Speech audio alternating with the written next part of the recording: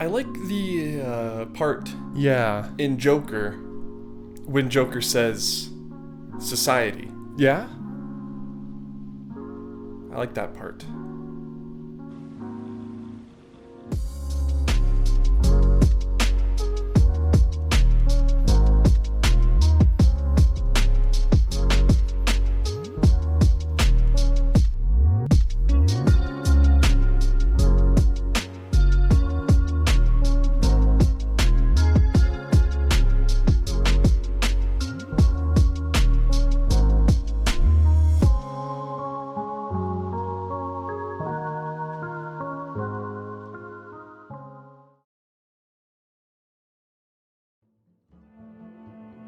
So, let's talk about the Skyway.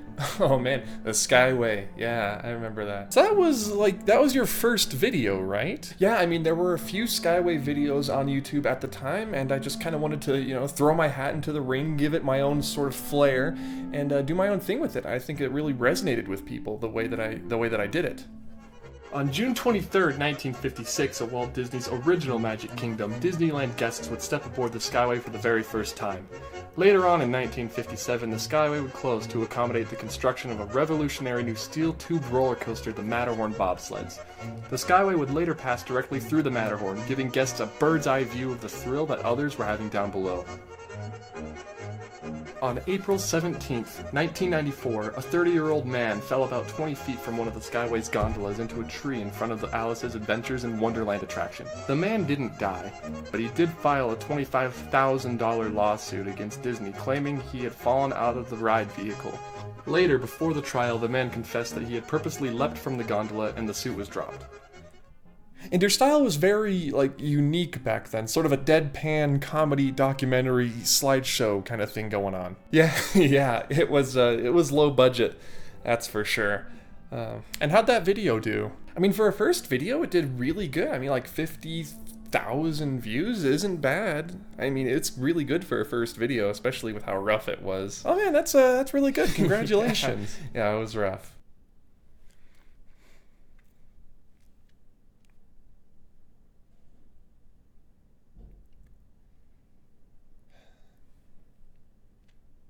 And then you did the ghost sightings at Disneyland video, and that one I think really took off. Everyone knows that Walt Disney loved Disneyland, but some say that love is so strong that it transcends death itself. When you first enter the park, on your left, past the town hall, you'll find the Main Street Fire Station. If you look up the second-story window, you'll see a lamp burning bright in the windowsill. Back during the early days of the park, when Walt was present, they would light the lamp up so every cast member knew to be on his or her best behavior because the boss was watching. After Walt's unfortunate death in 1966, they decided to turn the lamp off out of respect for him. Legend has it that when one day a cast member was cleaning the suite above the firehouse, the light turned on by itself. She decided it was some sort of glitch, turned around and turned the lamp back off, and went back to her work. Oddly enough, a few seconds later she turned around and the lamp was on again. Once more she turned the lamp off and watched it this time, very closely. There, right in front of her eyes, the lamp switched itself on for the third time. It goes without saying that she was pretty freaked out and left the fire station, but to this day, they leave the lamp lit as a small reminder to guests and cast members that the boss is still at the park and he's still watching, and that sometimes the love for a person or even a place can transcend the bonds of death itself. Oh yeah, that one really resonated with people, the ghost video. It was really interesting how much people enjoyed that. Why do you think that is? I mean, I put an arrow and a red circle in the thumbnail, so that tends to attract people for some reason. Oh, yep, there it is right there. I guess you're right. But then you, over here, mister, you do more comedy sketch stuff, mixed in with these informational videos. Is that, why is that? Counter, and you see it. Your order, the offhand zone.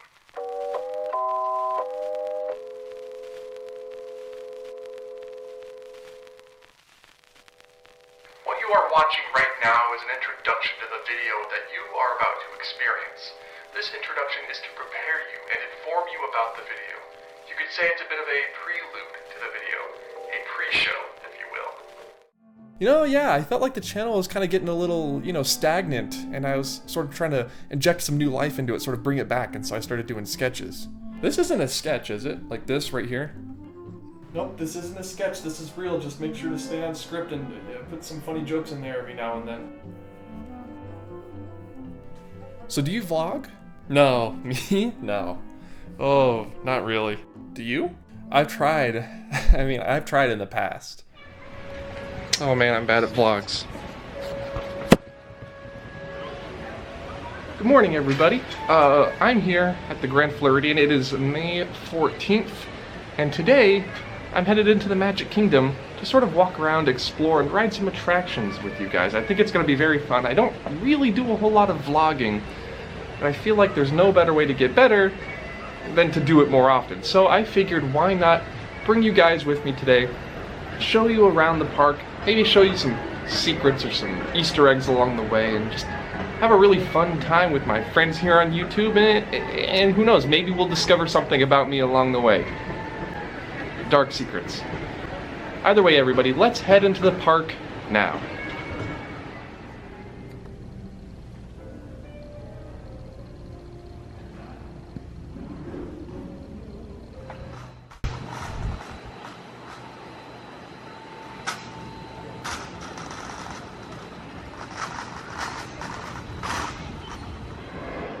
Look at that. Barbershop pole, old Ferris wheel, some dude riding a weird bike, in the lobby of the Grand Floridian. Right. That's our monorail. Salmon. Grand Central Station. I think. I saw it in a movie once.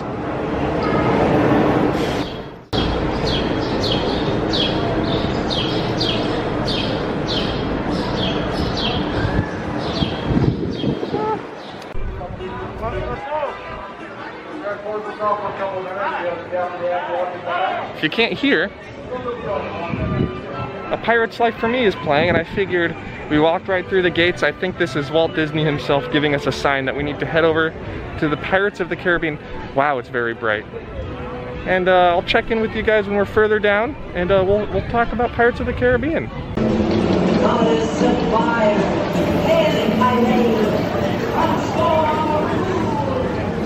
Pirates of the Caribbean.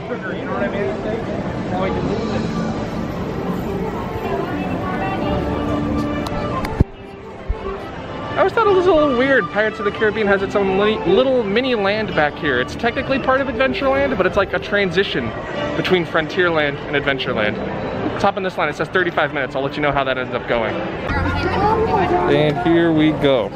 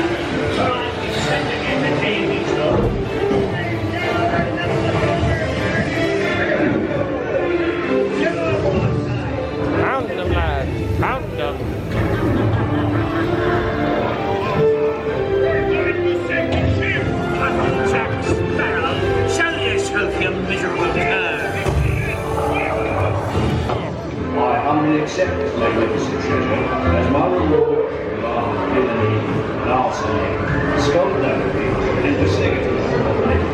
Hang out with me, ladies, Alright, so as you can see, Pirates was a lot of fun. I got a little wet, a little out of focus there, but overall, pretty good ride. And now we've decided to head to Jungle Cruise. We're gonna go take a look at some of the changes that are happening over there. They're taking some characters out, replacing some characters, and adding some new characters. So we're gonna go see. They took Trader Sam out already. We're gonna see if they've added anything or taken anything else out. So let's head over to the Jungle Cruise. It's right here. Yeah, you know, I don't know what it is. I've always felt a little, you know, self-conscious in the parks when I vlog. You know, I don't want to talk too loud. Yeah, I don't want to talk too loud. I don't want to be in the way. I'm really self-conscious, that sort of thing, you know. I did do a vlog a little while back. I believe you did too. You've done vlogs in the past, right? Yeah, I used to go to Disneyland all the time, and I tried my hand at vlogging a couple of those times, actually. My favorite vlog? It's gotta be...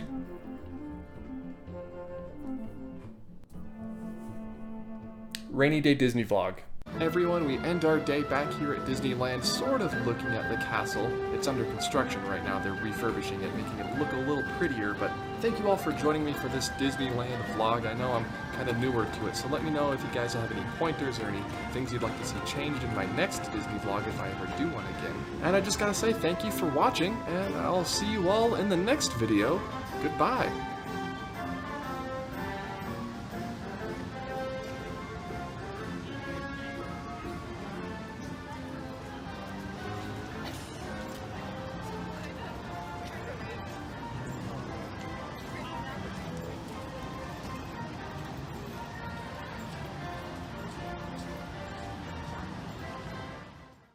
So what's the deal with Creepy Mickey in all of your videos? Why is that a thing? You know, I wanted to just sort of throw something out in there that would freak the people out, you know, something scary. Oh, like the Joker.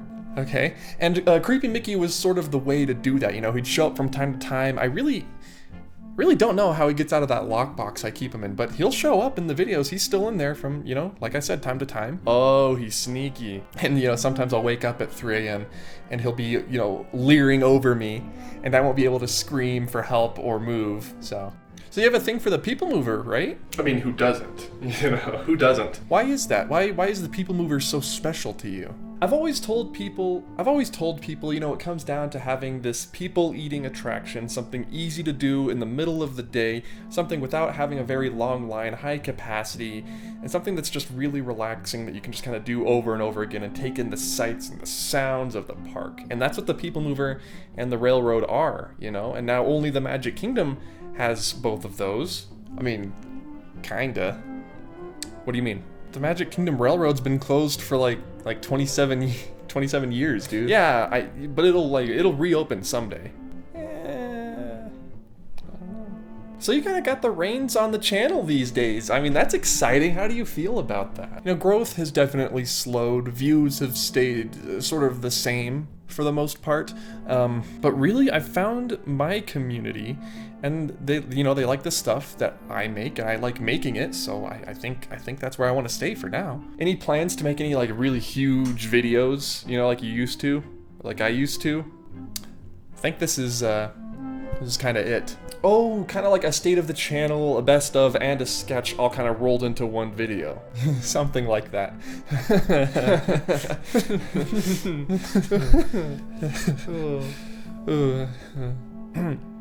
So what do you want to see happen to like the channel in the future? Where do you want to see this thing go? I want to spread out, you know, like physically into more stuff, you know, like news columns, you know, more podcasts, that sort of thing. Why is that? I mean, I'm always really terrified of having too many videos up on the channel, you know? I know. I think it's intimidating when someone clicks on a channel and they have like 400 videos to sift through. Like, do you start at the beginning? You know, those videos don't really get as much attention these days. Or do you just start with the most recent, you know, watch the past, you know, 2 months of videos, and then just sort of keep up with them into the future? It's really intimidating. I think people it scares some people off. Have you tried video remakes yet? That's sort of a new thing. Yeah, I mean, I remade the Skyway video a long time and people reacted all right to it. They thought it was fine. It didn't get as much attention as the original, but I thought it worked out pretty well. There we go, that's better. In 1955, the opening year of Disneyland, Walt Disney had heard about a German company constructing skyway systems. That company was called Von Roll Ironworks, and Walt bought one for his new Disneyland park before he even knew where it would go. The skyway system, not the whole company. Walt immediately put John Hench to work on creating the skyway system along with employees from the Von Roll Ironworks. Later on, he would call it a transportation system of the future for use in parking lots in huge shopping centers. Now, I'm not quite sure about you guys, but my local mall unfortunately does not have a skyway taking us from the parking lot to the actual structure. A bit of a missed opportunity, I think. The skyway system at Disneyland, meanwhile, was the first of its kind in the United States and featured components not only created by the Ironworks company, but also by Disney Imagineers, or, of course, as they were known back then, employees at WED. Once construction was all said and done, it took approximately 1,200 feet of cable to connect Fantasyland and Tomorrowland. And while guests would board the skyway to Tomorrowland from Fantasyland in the beautiful and wonderfully decorated Fantasyland Skyway Chalet,